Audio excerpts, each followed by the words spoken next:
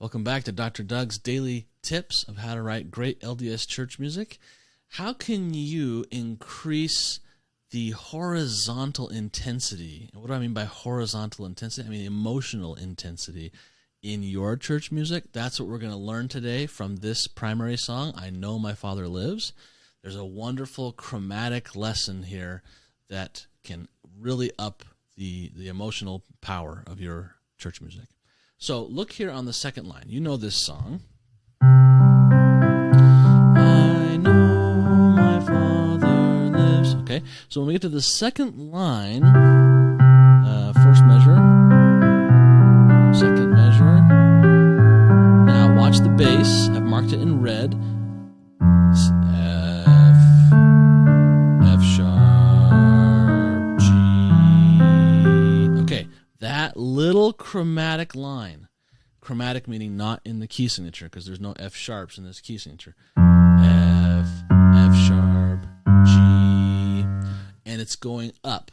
When there's chromatic things going up, it gives a sense of harrowing. Just not a ton in this particular case, but the Spirit whispers this to me and it gives this, oh, I feel something. Okay, in this context, it's not really being used as harrowing, but often in a raised half-step way, it's to give this some kind of feeling of harrowing or our soul kind of yearning upwards, okay, as opposed to flatted chromatic notes, which give a sense of somber sadness or almost moaning sometimes.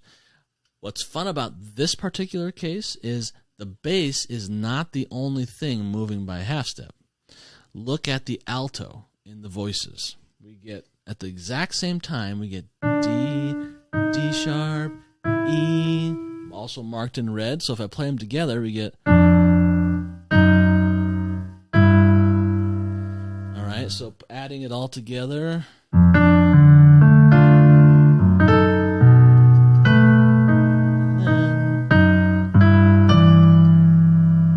Okay, it's a lot of voices to play together to play the piano part and the vocal parts, but you get the gist where we're going.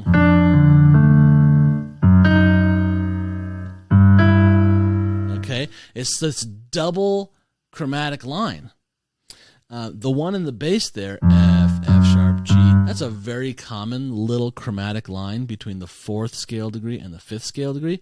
In any key, you often find between the 4th scale degree and the 5th scale degree, you often find a half step being used, which we have here. But in addition to that, we get sixths above it that are also doing the same chromatic thing. So the distance between these is a sixth. So we have chromatic half steps moving in sixths. It's a lovely bit of counterpoint where instead of just having one voice doing something, we have a second voice joining it. Very, very nice kind of writing. It's subtle too, right? It's between the alto and the bass. It's not in the soprano. It's not really in the top voice. I mean, it's a little bit in the top voice of the piano where we get the D and the F sharp. Excuse me, the D sharp. But here and here, we get it. This D sharp does resolve to an E. It's just in the left hand. Anyway, the whole point is finding little chromatic wedges to up the ante and to increase the power of your music. Okay? There are other ways to use half steps like this, which we'll get into in some other videos.